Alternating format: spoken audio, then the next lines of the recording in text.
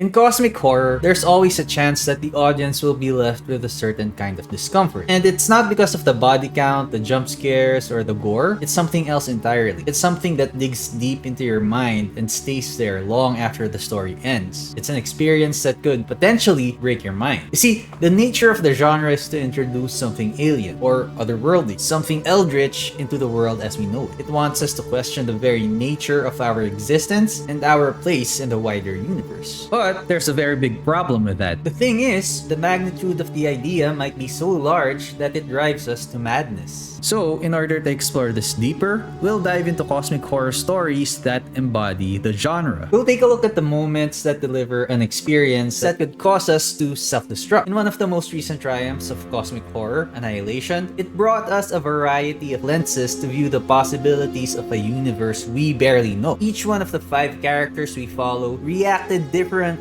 to how the world around them was changing. This change was brought about by the shimmer, which was giving them a glimpse or a taste of what was to come as they came closer to the core. As they approached the center, the more fractured or refracted reality was. Matter, light, and even the immutable concept of time was warped into something our minds struggled to comprehend. Although Lena was the main character, there was another character that underlined the sheer terror cosmic horror could place on an unsuspecting mind. That character was Anya. In the simplest of terms, Anya's mind broke. Her mind gave into the weight of the unknowable and incomprehensible truths of the universe. However, there is one strange thing here. Everyone in the team knew that nobody came back whole once they entered the shimmer. Still, they volunteered and came in expecting something that could potentially do the same thing to them. Why would Anya's mind break knowing that? If you go back to when Lena first met the team, it was actually Anya that took her in. Anya was the one that introduced Lena to everyone and in effect integrated her into their crew. However, this moment isn't just setting up how the team was formed, it was also setting up how it would fall. You see, when they were talking about the previous teams, Anya already had explanations on why they never returned. The first was that something killed them, and the second was that they went crazy and killed each other. The shimmer was already an unexplained phenomenon. That's why I think Anya was trying to prepare her mind for what was to come. One might think that it was the rational thing to do, and by her doing that, it increased her chances of staying sane. Little did she know that it would actually be the trigger. You see, once they reached the base of operations that the previous team used, they saw a videotape of Kane, Lena's husband, cutting open a team member while he was still alive. Right then, Anya made the decision to perceive the event as the previous team going crazy. It makes sense when you put it that way, right? But what doesn't make sense is that when Kane cut the team member open, a worm-like entity slithered inside his intestines. The whole team was able to accept that reality quite quickly because they didn't have any preconceived notions to cling to, except for Anya. This is the first instance of the shimmer's reality breaking the mind of Anya. Because even when faced with the reality that the team member that was sliced open was now growing into the walls, she clung on to the rationalization that the previous team went crazy and killed each other. Things begin to move faster after this event, maybe too fast for Anya to process it. That's because that night, they're attacked by a freakishly huge and strong bear. It takes Shepard, one of their team members, and drags her into the darkness. This shakes the team to their core because the bear wasn't supposed to be able to break through the fence. It was this event that had Anya convinced that it was enough of the shimmer. When morning comes, Anya and Josie, another of their team members, try to convince the group to go back. Anya doubles down on this by justifying that they have all the evidence that they need, insisting that the previous teams weren't able to return because they went crazy. Ventress, determined to go all the way, challenges her conclusion and says that they have even more questions because of all that they have encountered. This is the second time that in a moment of desperation, she clings to the beliefs that she had already set even before they entered the perimeter of the shimmer. Remember when I said that things were going too fast? Well, it just got a lot faster. Right after Anya and Ventress's exchange, she snaps at Lena for not siding with her. They have an argument, and Lena lies to her, telling her that the safest way to go home is to go forward and go from there. It's here that I need you to notice the change in the behavior of Anya. Looking back at the start, she was the one who invited Lena into their group, but now she was the one pushing her out and isolating her. From here, it's a downward spiral as she gets more and more exposed to the otherworldly nature of the shimmer. And since they're closer to the source, it just comes one after the other. They discover the body of Shepard, at least Lena does. They come across an abandoned village where the plants are growing in the shape of humans. And finally, as they set up camp in an abandoned house, she notices her fingerprints changing. She finally snaps, and that night, she ties everybody up and finds Nina's picture of Cain in her locket. Still, with everything that has happened, she tries to rationalize and justify everything as if it's normal. Her grip on reality is loosening, and she concocts a story of how the previous team's expedition went and how it was Ventress and Lena who actually killed Shepard. Right before she tries to cut Lena open, they hear Shepard's voice. Anya chases the voice, only to discover that Shepard's voice has refracted into the bear, the very thing that they were running for. If she only accepted the nature of the shimmer, then maybe things could have gone differently. Just as her mind broke, she met her end at the hands of the bear. But now, you might be thinking that the methodical way that Anya broke her mind is just a one-off thing, and that it's just part of the great storytelling of Annihilation. And that's when I point you to a character named Brent from the movie The Mist. Much like Anya, Brent followed the same pattern and in the end met the same fate. In The Mist, a strange mist descends upon a town after a violent storm. It was so violent that the people of the town had to go to their local supermarket to get supplies. Now, the supermarket, with all the different people inside, with all their different backgrounds, acts like a microcosm of society. It provides us with different perspectives and shows us how humans could potentially react when faced with the endless possibilities of a multiverse unknown to us. Much like the shimmer, the mist is a perimeter where the otherworldly overlaps with our plane of existence. And much like Anya, Brent, the protagonist's neighbor, struggles to accept the new reality unfolding before him. He followed all the same patterns. He denied all the evidence even when it was already laid out in front of him. He rationalized to the point of absurdity, and he actively worked to try and disprove what was happening right before his eyes. The magnitude of the reality unfolding before his eyes was just too much for him. All this resulted to him offering to walk out and seek help despite the dangers that lurked inside the mist. Much like Anya, he walked straight into the unknown and met his end rather than face the truth of the world now. Here we have two characters following the same pattern and ultimately the same fate. The way that cosmic horror does that is by having its characters experience a mental state called cognitive dissonance. It's this idea of having two truths inside your head. Basically, cosmic horror wants you to grapple with two truths. Truth number one, the world as we know it, or the explainable universe. Truth number two, the unknowable and incomprehensible truths we have yet to experience. In Annihilation, Anya tried to distill these truths into two simple statements, which were: one, they were killed in action; two, they were killed by each other after going crazy. These two options had very little space to accommodate the incomprehensible, and she had no chance to reconcile the events that actually occurred. She rationalized everything that was happening, she tried to justify new information in a way that would complement her view of the world, and when she failed to do this, her behavior did a 180 flip. It happened so fast, and the impact was so great that ultimately her mind broke. But while Brent from The Mist followed the same patterns as Anya, he had a more measured way for his collapse. With all the evidence mounting that the mist brought with it eldritch beings, he decides to walk out of his own volition. It might seem more intentional, but this collapse was brought about by him not being able to accept reality anymore. And he opted to go out even though he had the feeling of what was inside the mist. Now, while these character archetypes are essential in cosmic horror, it's important to note these aren't the only ways that a character has been written to react when faced with the grand revelations of an unknown universe. In Annihilation, Josie Radek, a character struggling with mental health issues, chose to embrace the unknown and the changes that came with it. In The Mist, Mrs. Carmody chose to reframe everything that was happening as a biblical reckoning. While it's a lot less obvious, I believe that these two characters had an easier time accepting the situation because of their openness to the unknown and the vastness of the universe. Of course, for Radek, it was through the lens of science, and in The Mist, for Mrs. Carmody, it was through the lens of spirituality. Personally, I like cosmic horror because it makes me feel like I'm getting a glimpse of something we don't know or aren't supposed to know. Like the characters in the movies mentioned, it makes me question my place in the universe, but in a way that makes me appreciate what I have right here. Would my mind break too if I were faced with something eldritch? I don't know. But we really don't have to go that far now, do we? Right here, in our world, in our plane of existence, there are a lot of things that are happening that we don't quite understand. But it's not because of something alien or eldritch. It's actually very, very human. But again, I don't know. What do you think, Lulu?